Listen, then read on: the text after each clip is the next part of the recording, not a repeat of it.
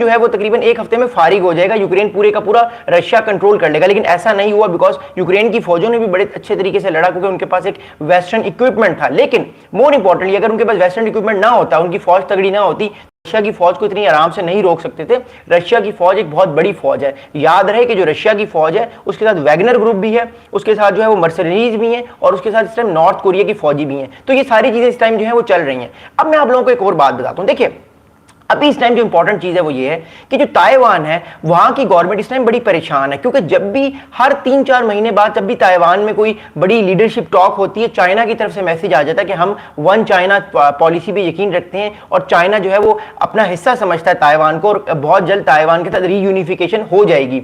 इस वजह से ताइवान को डर लगा रहता है कि कहीं कभी भी चाइना जो है वो ताइवान पे अटैक ना कर दे। मेरी अपनी पर्सनल असेसमेंट ये है कि चाइना जब तक सी पैक नहीं बनता, जब तक चाइना को एक अल्टरनेटिव ट्रेड रूट नहीं मिलता जो कि पाकिस्तान के रास्ते से है, चाइना कभी भी ताइवान पे अटैक करने का रिस्क नहीं लेगा। उसकी मैं आपको वजह बताता हूं। देखिए जब भी चाइना ताइवान पे अटैक करेगा, जब तक चाइना का सी पैक नहीं बनता पाकिस्तान में, तो चाइना अगर अपनी ट्रेड लेकर जाएगा और अटैक भी कर देगा, तो अमेरिका, भारत, फिलीपींस, ये चाइना की सारी जो ट्रेड्स हैं इसको रोक देंगे, स्ट्रेट ऑफ मलाक्का को ब्लॉक कर देंगे, और इंडो पैसिफिक में भारतीय जो नेवल फोर्सेस हैं वो थ्रेट करेंगे चाइनीज को। तो चाइनीज को ये बात पता है कि अगर उनको अटैक करना है ताइवान को, उनको ताइवान को कैप्चर करना है, तो उससे पहले उनको अपना एक अल्टरनेटिव ट्रेड रूट बनाना पड़ेगा कि कल को अगर ये वाला खाता जो है बंद हो जाए स्ट्रेट ऑफ मलाक्का का, तो चाइना की जो ट्रेड है वो चलती रहे और चाइना को प्रॉफिट होता रहे, ताकि वो जंग को सस्टेन कर सके। अगली मैं आपको इंपॉर्टेंट बताऊं तो क्या है, देखिए इस टाइम ताइवान के पास 140 जो है वो F-16 फाइटर जेट्स हैं। अब आपको पता है कि जो F-16 फाइटर जेट्स हैं वो अमेरिकन मेड हैं, वो 4.5 जनरेशन फाइटर जेट्स हैं, बियॉन्ड द यूजुअल रेंज वो देखते हैं, और एक बड़ी सोफिस्टिकेटेड फाइटर जेट्स हैं।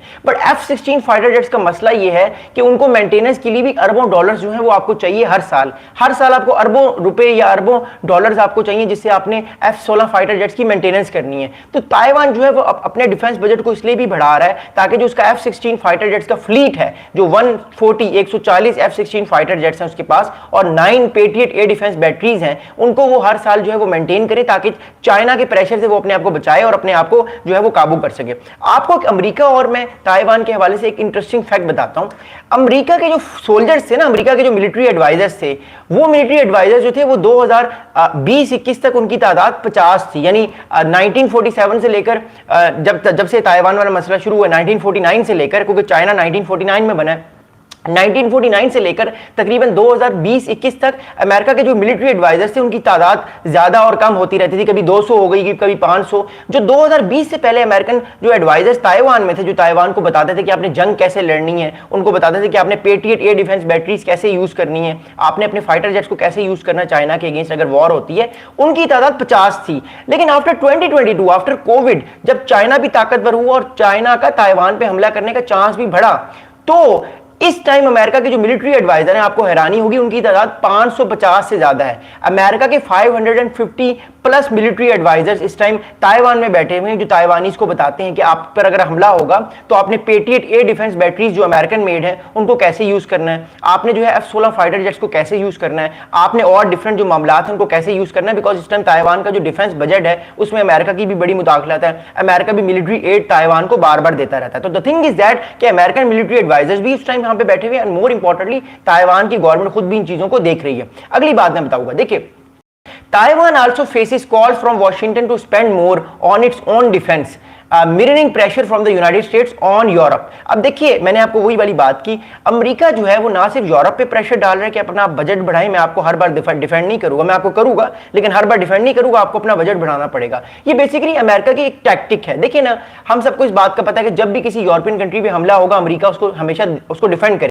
बेसिकली डोनाल्ड ट्रंप साहब की टैक्टिक है ताकि ये कंट्रीज फियर में आके अपने डिफेंस बजट को बढ़ा दें। आपने एक चीज नोट की, जो इस टाइम नेटो के कंट्रीज हैं उन्होंने पिछले 2-3 सालों में अपना डिफेंस बजट क्यों बढ़ाया? क्योंकि उनको डर है कि अगर वो नहीं बढ़ाएंगे तो डोनाल्ड ट्रंप साहब उनकी हेल्प नहीं करेंगे। इसी तरह जो फिलीपींस है, इंडिया है, इंडोनेशिया, इसके अलावा मोर इंपॉर्टेंटली जो अमेरिका के एलाइज है रीजन में, South Korea, Japan, Australia, even Taiwan, इन कंट्रीज ने भी अपने डिफेंस बजट बढ़ा दिए हैं, डिफेंस पैक्ट्स कर रहे हैं ताकि आने वाले टाइम पे अमेरिका इनसे खुश हो और अपनी जो मदद है वो बढ़ाना शुरू कर दे इन कंट्रीज के अगेंस्ट। बिकॉज देखिए at the end of the day इस पूरी जंग में, अगर ये पूरी जंग होती है साउथ चाइना सी में, बिकॉज अगला जो वॉर थिएटर है वो इंडो पैसिफिक है या साउथ चाइना सी है।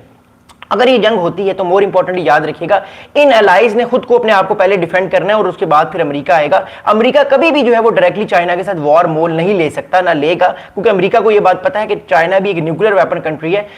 खुदा ना खासा अगर न्यूक्लियर वेपन यूज हो गए तो मामला और गड़बड़ हो सकता है। और आपको एक और इंपॉर्टेंट बात बताऊं, चाइना इस टाइम बहुत तेजी से अपने न्यूक्लियर आर्सनल्स को बढ़ा रहा है। 2030 तक चाइना के पास तकरीबन 700 जो है वो न्यूक्लियर आर्सनल्स हो जाएंगे। अभी चाइना के पास जो न्यूक्लियर वेपन्स हैं उनकी तादाद 300 है, लेकिन जिस रफ्तार से वो बढ़ा रहा है, according to a lot of estimates, China के जो न्यूक्लियर वेपन्स हैं वो तकरीबन 700 हो जाएंगे at the end of this decade 2030 तक। तो चाइना भी अपने आप को बड़ा तगड़ा कर रहा है, बहुत ताकतवर कर रहा है, और अमेरिका इस चीज को बड़े गौर से देख रहा है। लेकिन ताइवान को उस पर ज्यादा प्रेशर है, क्योंकि पहली जो आइसलैंड चेन है उसमें ताइवान आता है, और ताइवान अगर फारिग हो गया तो फिर दूसरी आइसलैंड चेन या आगे पूरे का पूरा वेस्टर्न पैसिफिक खुल जाएगा, और चाइना बहुत आसानी से जो अमेरिकन बेसिस को जो गुआम में है, ओकानावा में है, और डिफरेंट जापानीज जगहों पे, फिलीपींस के इलाके में, उनको तबाह कर सकता है आसानी, क्योंकि उनकी फौजें आगे आ जाएंगी, उसकी रेंज जो है वो एक तरह से बहुत आगे बढ़ जाएगी। अगली बात बताता हूं, देखिए ताइवान के जो प्रेसिडेंट है, इन साहब का नाम है लाई चैंग-टी। इनका नाम है लाई चैंग-टी, ये ताइवान के प्रेसिडेंट हैं। ये जो लाई चैंग-टी साहब है ना, ये कहते हैं कि देखिए मुझे ताइवान को इंडिपेंडेंट कराना है, मैंने चाइना के साथ अपने आप को नहीं जोड़ना, मैंने ताइवान को इंडिपेंडेंट कराना है। अब ये जो प्रेसिडेंट है ये साहब, ये बड़े एग्रेसिव हैं, ये बड़े अल्ट्रा नेशनलिस्ट हैं, ये अपने आप को चाइना से अलग समझते हैं।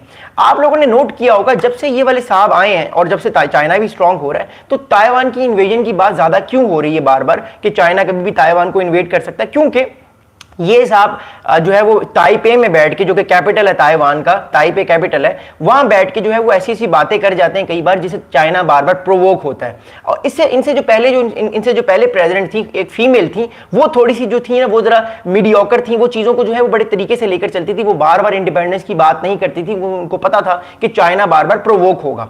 अगली मैं आपको बात बताता हूं, देखिए